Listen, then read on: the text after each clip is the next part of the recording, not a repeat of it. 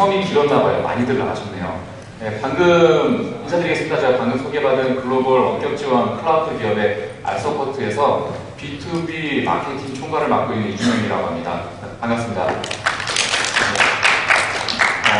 오늘 그 GD넷에서 주최한 이 CV전이라는 컨퍼런스가 5G와 IoT에 관련된 컨퍼런스 주제로 알고 있습니다.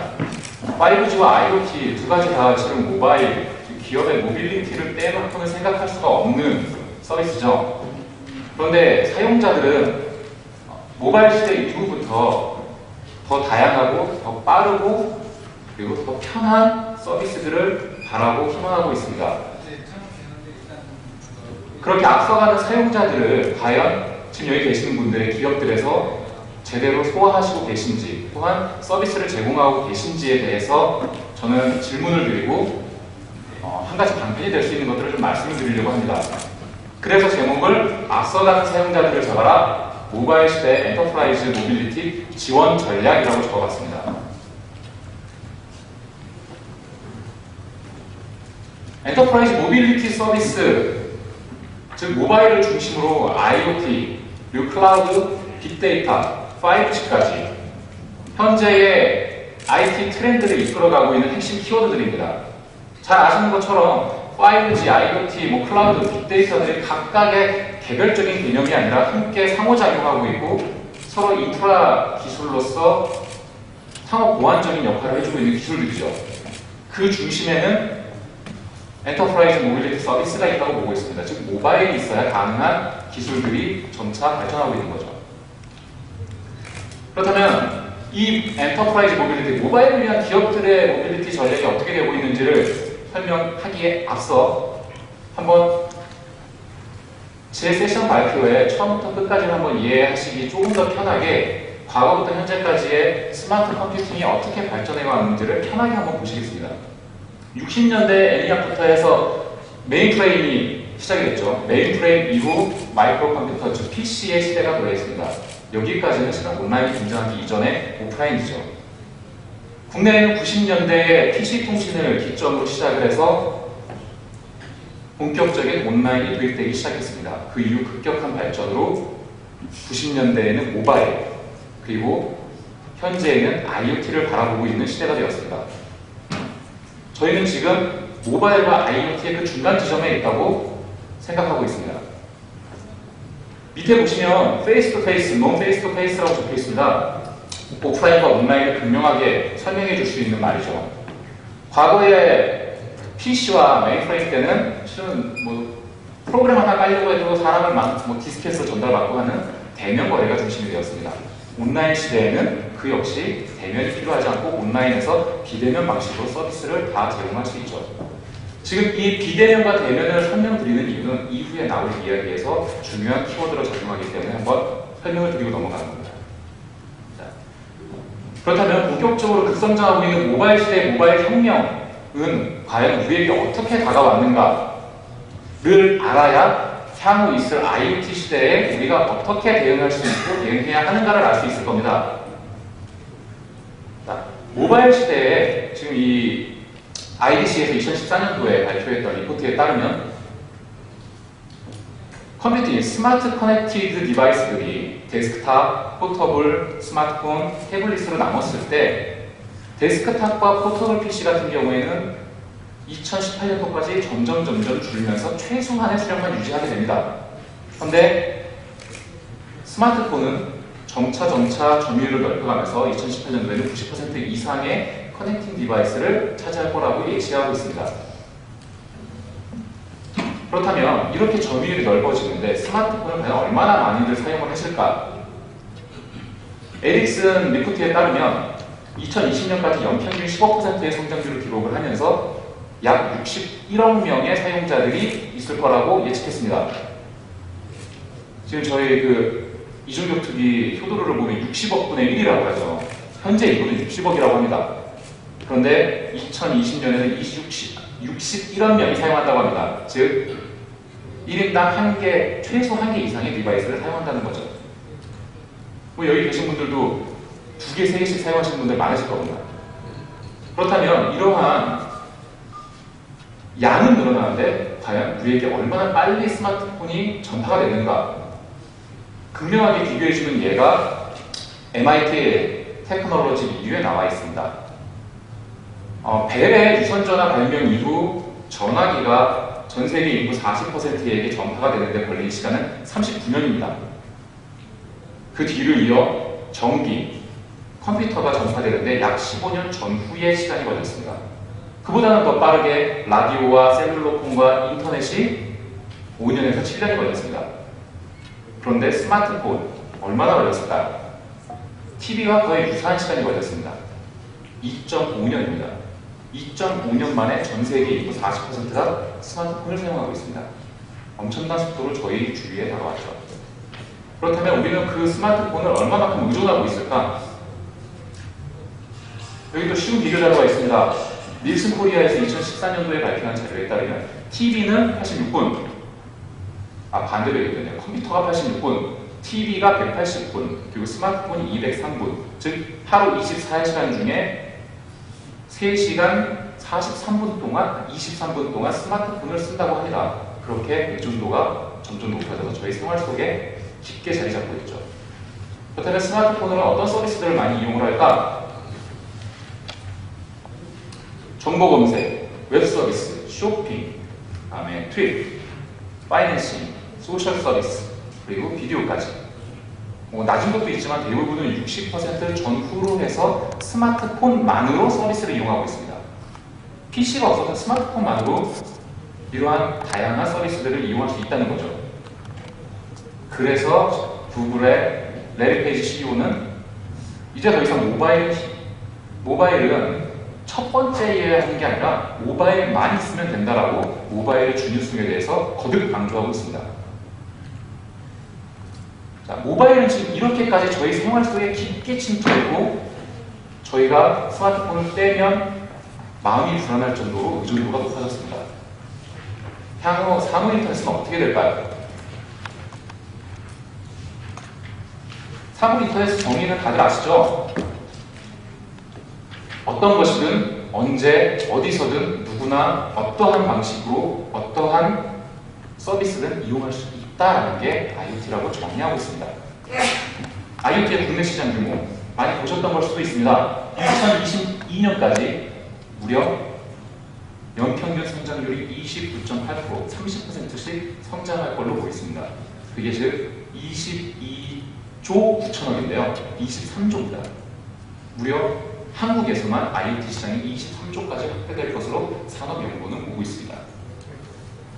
그 중에서도 조금 더 IoT 분야에서도 어떻게 나눠질까? 라고 봤더니 가전이 무려 IoT 시장의 50%를 차지할 것이다 라고 마키아리 리서치에서 이야기를 했습니다.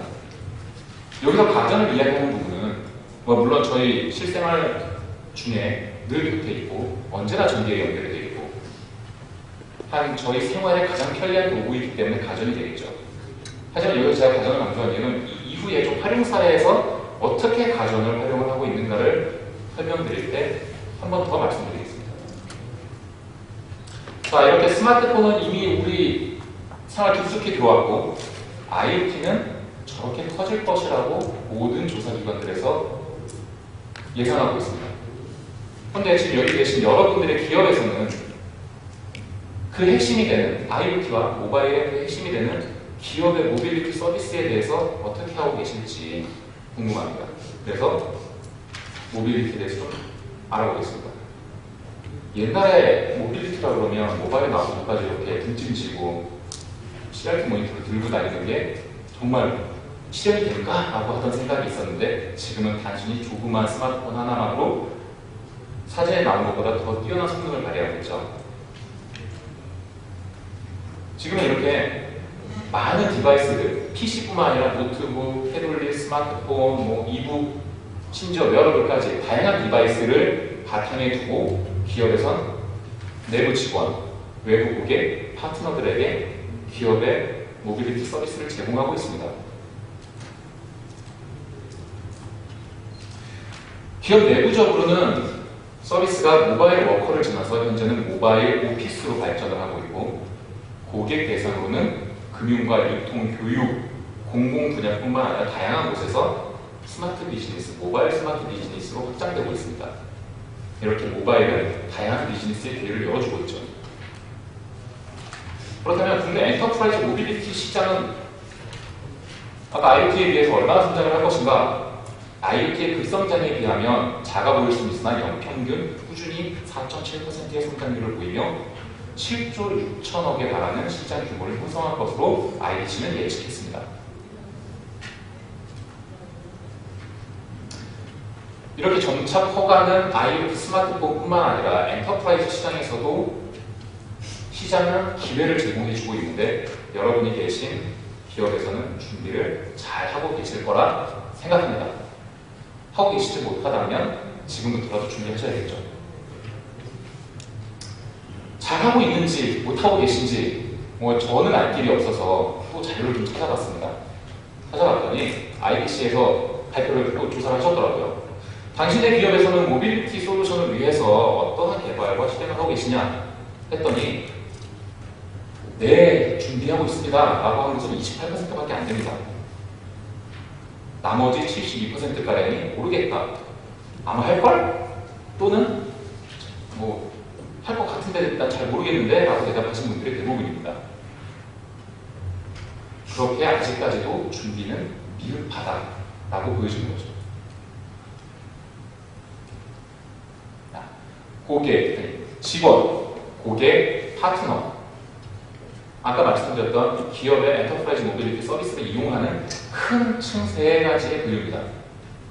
그런데 이 분류들이 직원, 고객, 파트너들이 이용하는 모빌리티 서비스, 디바이스들. 직원들은 회사에서 나눠줄 수도 있고 개인이 샀을 수도 있죠. 하지만 고객과 파트너들은 다 개인의 단말들이죠. 그래서 BYOD, Bring Your Own Device가 요즘 또 하나의 작은 카테고리를 형성하고 있습니다. 이렇게 모빌리티 서비스를 통해서 내가 나의 디바이스를 주지 않아도 사용자들은 직원뿐만 아니라 고객들, 외부 고객들 역시도 자신의 디바이스를 통해서 나의 기업 서비스를 이용하고 있습니다. 이것도 마찬가지로 BYOD라고 볼 수 있는 거죠.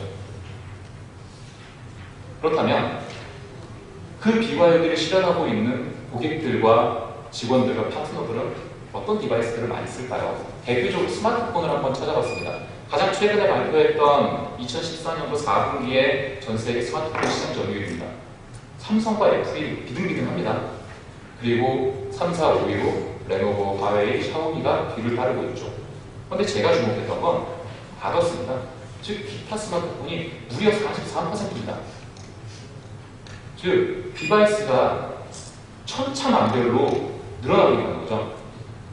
제조사들도 많아지고. 지금은 단말기를 봤습니다. 그렇다면 OS는 어떨까요? 예상하시듯이 개인이 사용하는 단말기는 안드로이드가 월등하죠. 77%에 가깝습니다. iOS는 20%, 나머지 윈도우도 있고 블랙베리도 있습니다만 너무나 적은 점유율이 일단 지켜보겠습니다. 그런데 제가 찾아보던 중에 저도 실은 예상하지 못했었는데 예상하시는 분이 계실 수도 있습니다. 엔터프라이즈 쪽을 보니까 iOS가 무려 73%를 차지하고 있었습니다. 안드로이드는 25%고요. 개인과 정반대의 OS 이용 점유율을 보이고 있는 거죠. 앞서 보여드렸던 것처럼 디바이스는 굉장히 천차만별로 많아지고 있고 OS 역시도 너무나 다양해지고 있습니다. 현재는 iOS, 안드로이드 두 가지밖에 없지만 지금 윈도우도 윈도우 10을 내놓으면서 본격적으로 나서겠다고 하고 있죠. 블랙베리도 새로운 비즈니스 모델을 내놓으면서 계속 OS를 업데이트하겠다고 얘기하고 있죠. 그리고 삼성에서 타이푼도 있죠. 다양한 OS들이 많아지고 있습니다. 이렇게 사용자 환경이 많아지면 많아질수록 엔터프라이즈 모빌리티 서비스가 과연 제대로 서비스가 될 수 있을지, 사용자들이 이용할 수 있을지가 궁금했습니다. 그래서 또 물어봤습니다. 포레스트 리서치에 따르면 기업에서 직원들의 IT 디바이스를 얼마만큼 지원해 주느냐 라고 했을 때 모든 IT 디바이스를 지원해준다라고 대답한 건 겨우 9%밖에 안 됐습니다. 뭐 단편적으로 특정한 디바이스 또는 뭐 제한된 지원 등과 같은 반쪽짜리 서비스가 15, 14, 18 뭐 이 정도로 지원이 되긴 합니다만 그런 반쪽짜리 서비스로 사용자들이 만족할 수가 없겠죠. 즉 91%에 달하는 사용자들은 제대로 된 IT 서비스를 못 받고 있다고 대답을 했습니다. 아까 보여드렸던 것처럼 이렇게나 많은 디바이스와 OS를 가지고 직원과 고객과 파트너들이 엔터프라이즈 모빌리티 서비스를 사용하고 있습니다. 근데 지금 현재 제공되고 있는 엔터프라이즈 모빌리티 서비스만으로도 충분한지 저는 그 부분에 질문을 드리고 싶은 겁니다. 이렇게 많은 디바이스들과 OS가 늘어나서 사용자 환경들이 천차만별로 분산될 때 가장 중요하다고 생각하는 건 저는 사용자 편의성과 사용자 지원이라고 보고 있습니다. 왜 그것이 중요한가? 그 힌트를 볼 수 있는 자료를 좀 보여드리겠습니다. 민원24입니다. 많이들 아실 겁니다. 전자정보의 핵심을 이루고 있는 민원24 사이트죠. 2006년부터 2014년까지 최근 9년간의 성장률을 보여주고 있습니다. 제가 민원24를 딱 선택해서 보여드리는 이유는 민원24를 써보셨으면 알겠지만 메뉴 구성이 굉장히 다양하고 텍스트가 깊고 기능들이 많습니다. 그래서 사용자들이 굉장히 사용하기 처음 접했을 때 당황할 만한 UI와 UX를 가지고 있습니다. 그래서 정해봤습니다. 그랬더니 2006년 대비 2014년도에 무려 13배의 이용량이 증가했습니다. 1300%가. 근데 제가 주목했던 건 2009년과 10년 사이 그 기점을 보면 전과 후의 그래프의 상승 각도가 달라지는 걸 볼 수 있습니다. 즉 상승폭이 높아진다는 거죠. 왜 갑작스럽게 2009년 10년도를 들어가면서 상승폭이 높아졌을까라고 찾아봤더니 제가 주장하는 건 사용자 지원 서비스를 이때부터 본격 도입하기 시작했다. 사용자들이 뭘 어떻게 해야 될지 모르는 메뉴 구조에 황당해하고 있을 때 고객센터에서는 직접 사용자와 동일한 화면을 보면서 사용자들이 불편해하지 않게 직접 조작과 학습 효과까지도 주는 고객 지원을 하고 있더라. 그로 인해서 민원24는 2009년부터 14년까지 매년 이런 사용자 지원 인력과 서비스를 늘려나가고 있습니다. 민원24만 그럴까? 그래서 금융권도 봤습니다. 금융권은 아시다시피 워낙 민감한 서비스이고 민감한 서비스지만 또한 IT를 가장 먼저 도입을 하면서 대표적인 수익 모델을 내고 있는 산업들입니다. 봤더니 2006년도를 기점으로 대면 서비스와 비대면 서비스인 인터넷 뱅킹이 역전 현상을 보이면서 현재에는 약 3배가량의 이용량을 3배가량 차이 나는 이용량을 보여주고 있습니다. 여기서도 마찬가지로 2006년도를 기점으로 왜 역전을 할 수 있었을까라고 뒤져보고 찾아봤습니다. 그랬더니 이 역시 마찬가지로 사용자가 편리하게 인터넷을 이용할 수 있는 고객 지원을 하더라. 즉 고민인 유서를 어떻게 깔아야 될지 몰라서 힘들어하는 고객에게 빠른 방법을 직접 보여주면서 학습해주고 그리고 거래를 어떻게, 증권 거래를 어떻게 해야 하는지 메뉴를 못 찾는 분들에게 직접 메뉴를 찾아주고 하는 그런 고객 지원 서비스를 하고 있더라고요. 그런데 국민은행에서는 2013년도에 생각보다 또는 기대했던 것만큼 스마트폰 뱅킹이 거래량이 늘어나지 않자 왜 안 늘어나는지 궁금했습니다. 그래서 설문을 해봤더랍니다. 무려 30%가 넘는 수치가 불편해서 스마트폰 뱅킹 못하겠더라. 도대체 메뉴 구성이 어떻게 보시면 발표 초기 세팅이 어렵다. 즉 여러 가지 설치를 해야 되잖아요. 어떻게 설치해야 될지 모르겠다. 그리고 아예 새로운 것에 대해서 거부감이 생기다. 배우기 어렵다. 그리고 PC보다도 불편하다 스마트폰이라는 반응들이 많았습니다. 그래서 스마트폰 쪽에도 이러한 사용자 지원을 도입을 하고 있습니다. 그러면 이렇게 엔터프라이즈 모빌리티를 어떤 식으로 구현을 하고 있고 어떤 식으로 사용자 지원을 하고 있는지 활용 사례를 통해서 한번 실질적으로 보여드리도록 하겠습니다. 우선은 저희 알서포트에서 저희 서비스를 이용하시는 분들, 공공기관과 상장사 그리고 병원 공공기관 등의 DB를 추출해서 돌려봤습니다. 얼마나 원격 지원을 어떠한 용도로 쓰고 계신가. 약 30%가 직원들을 위해서 쓴다. 내부 지원입니다. 43%가 외부 고객을 위해서 쓴다. 그리고 26%가 양쪽 다 지원하기 위해서 쓴다.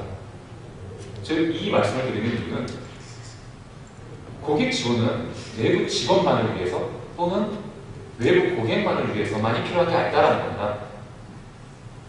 내부 직원 역시 내부 고객이고 외부 고객은 당연히 고객이죠.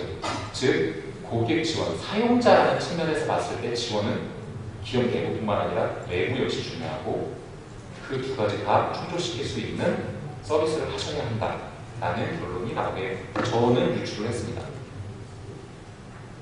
그래서 찾아보다가 LG U+를 좀 봤습니다. 여기 U+ 직원분이 계실지도 모르겠지만 LG U+에서는 지금 도표에서 보시는 것처럼 FMX, 유무선 통합전화 시스템을 구축해서 사용하고 계시죠. 물론 스마트폰을 이용을 해서 부름망, 사내망이라든지 브로드웨어, 결제 시스템 등을 다 이용하고 계십니다. 그것도 클라우드 서비스를 이용해서 말이죠. 그랬을 때 그 모든 직원분들이 다 FMX를 통해서 모바일 엔터프라이즈 모빌리티를 잘 사용했을까요? LG U+는 그 고민에서 시작을 해서 내부 직원들을 위한 고객 지원을 하기 시작했습니다. 굳이 내부에 설치하지 않아도 클라우드 사스 방식을 통한 고객 지원으로 내부 직원들을 위한 서비스를 하기 시작했습니다. 그래서 여기에는 제가 표시하지는 않았지만 담당자와의 미팅을 내렸던 이유는 그렇게 내부 지원을 하다 보니 지금 사용률이 85%를 넘었다라는 이야기를 하셨습니다. 아까 말씀드렸던 금융 쪽의 대표적인 사례로 삼성증권을 한번 가져와 봤습니다. 여기 보시는 것처럼 모바일 MPS 서비스인데요. 메뉴 구성이 상당히 복잡하죠. 그냥 딱 보고서는 메뉴를 직관적으로 알아가지고 하실 분이 과연 몇 분이나 계실까요? 이렇게 어려운 서비스를 과연 젊으신 분들은 모르겠습니다만 40, 50대 이상 되시는 분들께서 과연 편안하게 쓰실 수 있을지, 그래서 삼성증권은 원격 지원 신청이라는 이러한 고객 서비스 메뉴를 별도로 빼서 한 번에 다이렉트로 서비스를 받을 수 있도록 제공하고 있습니다. 모바일뿐만 아니라 PC에서도 동일하게 그렇게 원격 지원을 통한 고객 지원 서비스를 하고 있죠. 그리고 구체적으로 이거는 이제 기업명을 언급하지 말아달라는 요청이 있어서 기업명을 언급하지는 못하겠지만 글로벌 인슈어런스 회사입니다. 부촉은 만료가 된 상황인데 일단 한번 보시죠. 저렇게 접촉사고가 났습니다. 여기 계신 분들 중에 아침 출근길이든 언제든 간에 접촉사고를 통해서 보험사에 전화를 하고 보험사 직원이 출동할 때까지 30분이고 1시간이고 기다려보신 경험들 많이 있으실 겁니다. 굉장히 경미한 교통사고인데도 말이죠. 그랬을 때 사고난 차주의 스마트폰으로 저렇게 영상을 실시간으로 솔루션을 통해 사고 접수센터에 전송을 할 수 있다면 실제로 이게 구축이 되고 적용되고 있습니다. 그러면 출동 직원이 현장까지 가지 않아도 증거 자료는 충분히 확보가 되고 그리고 즉시적으로 그 자리에서 고객에게 대응법도 알려줄 수 있는 서비스가 오픈되어 있습니다.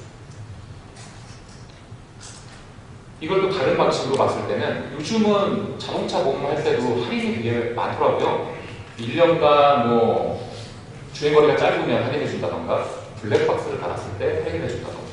그래서 저도 예전에는 그런 할인을 받기 위해서 저렇게 계기판을 사진으로 찍고 블랙박스를 사진으로 찍어서 카카오톡으로 전송을 해줬습니다. 근데 사용자도 카카오톡에 그 번호를 등록을 해서 보내주는 방식이 불편할 뿐더러 기업에도 그 사진이 위변조가 되는지 안 되는지 확인할 길이 없습니다. 리스크를 안고 가는 거죠.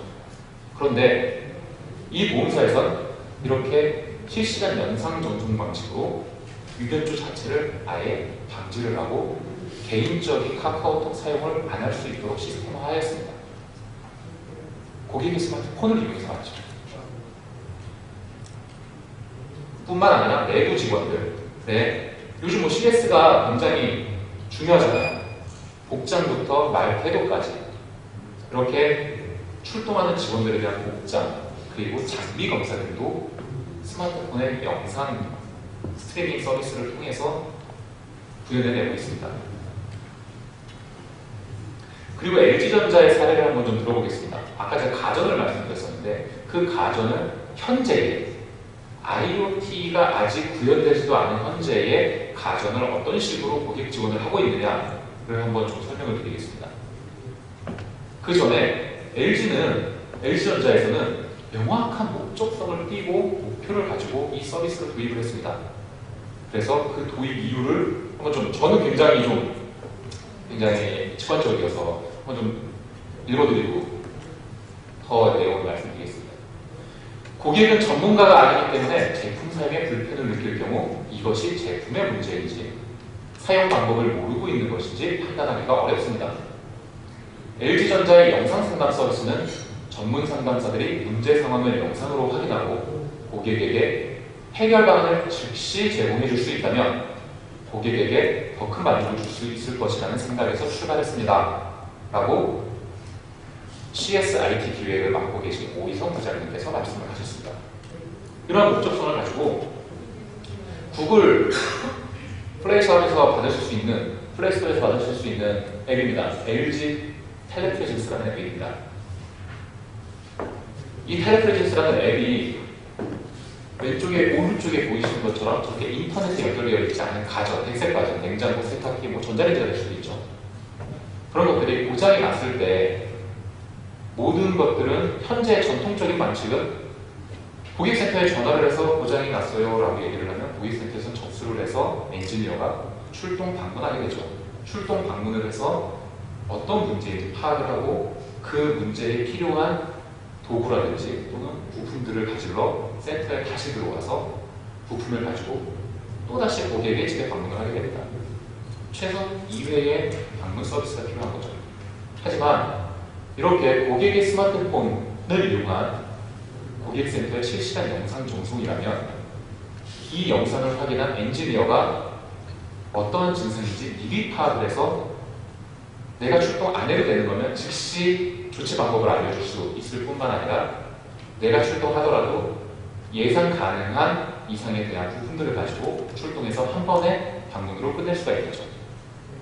근데 이렇게 간단하게만 보여드리면 좀 이해가 어려우실 것 같아서 제가 뉴스 영상 하나 50초짜리를 준비했는데 한번 잠깐 보시고 또 말씀을 드리겠습니다. 청소는 가전제품 쓰다 보면 제대로 작동하는 건지 수리해야 할지 당황할 때가 많습니다. 서비스를 받으러 가다니 번거롭고 출장비보다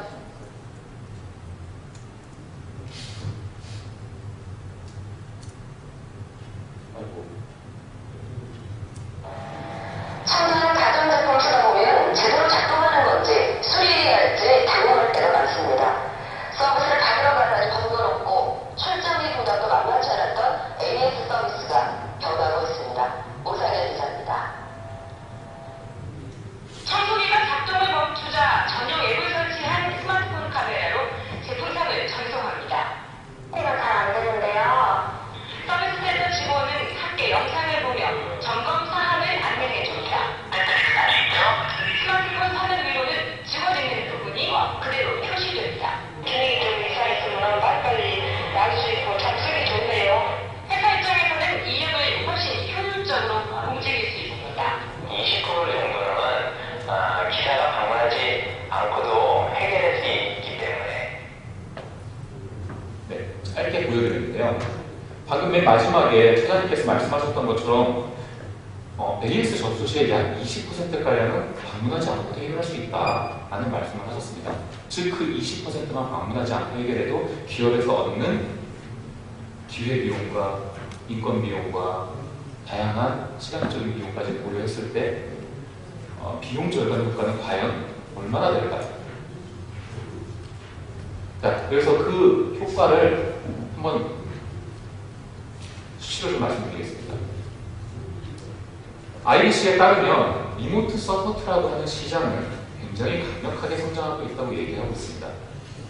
무려 35%씩 성장한다고요. 왜냐하면 이런 효과들 때문입니다.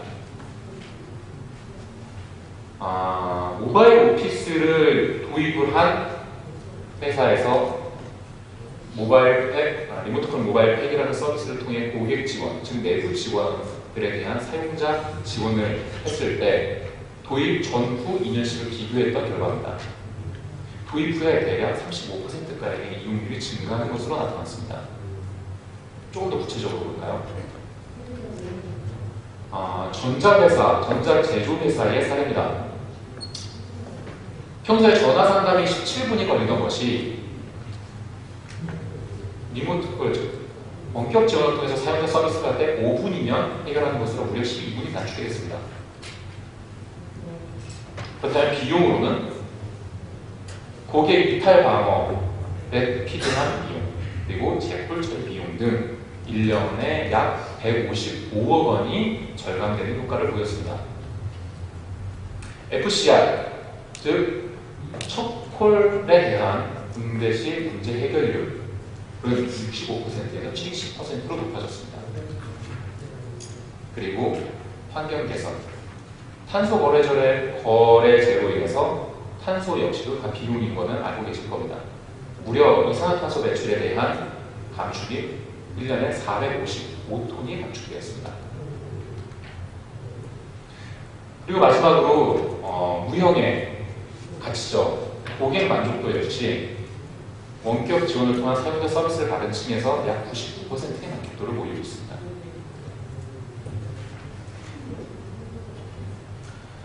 이렇게 모빌리티 서비스를 통해 사용자, 직원, 기업에서 제공하는 모빌리티 서비스가 내부 직원의 디바이스, 외부 고객의 디바이스, 파트너의 디바이스를 통해서 BYOD 서비스를 이렇게 구현이 되고 있는데, 엔터프라이즈에서는 지금 여기 계신 여러분들의 기업에서는 이렇게 사용자 편의성에 대해서 고려를 하고 계시는 건지 다시 한번 강조드리면서 고민해 보시길 부탁드립니다. 마지막으로 IBC에서 이렇게 얘기를 했습니다. 모빌리티는 더 이상 혁신이 아니다. 이제는 필수다.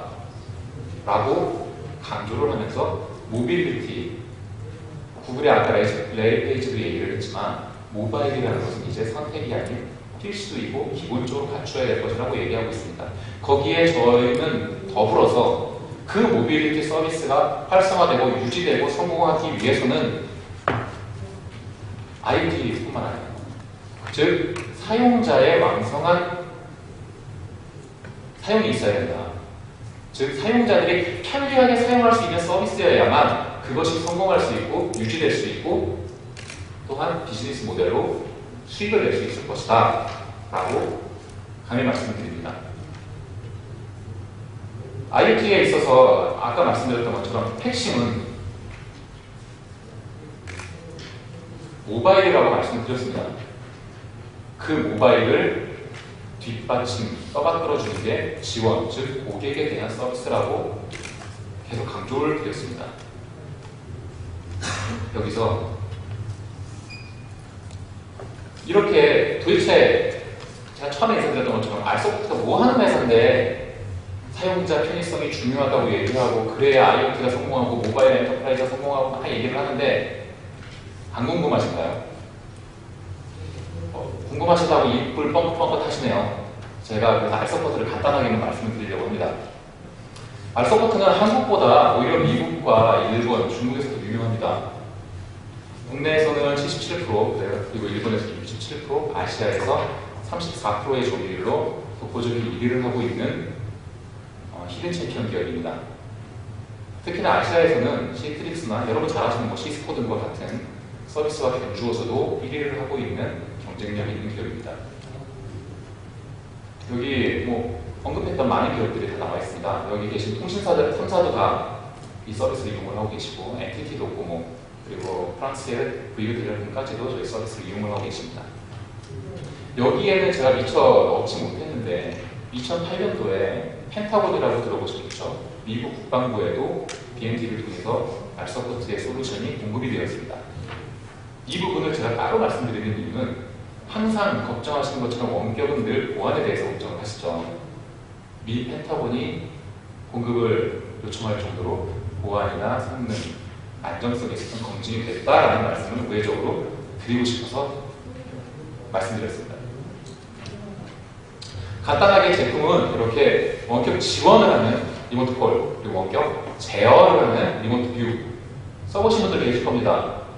개인 사용자용 스마트폰 미러링 제어 서비스인 모비즈, 그리고 녹화 서비스인 라이트 캠이 있며, 리모트 콜 대표적인 원격 지원 서비스, 글로벌에서는 5위를 하고 있는 원격 지원 서비스인 리모트 콜은 PC를 지원하는 리모트 콜이 있고요. 그리고 앞서 말씀드렸던 모빌리티 쪽을 지원을 하는 리모트 콜 모바일 텍이 있습니다.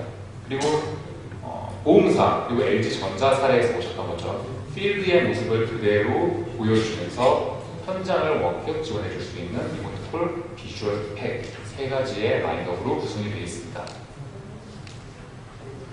이렇게 글로벌하게 모바일과 IoT 시대가 성공하길 바라는 기업으로서 사용자 편의성에 대해서 처음부터 끝까지 강조한 알서포트의 이번 발표를 마치도록 하겠습니다. 감사합니다.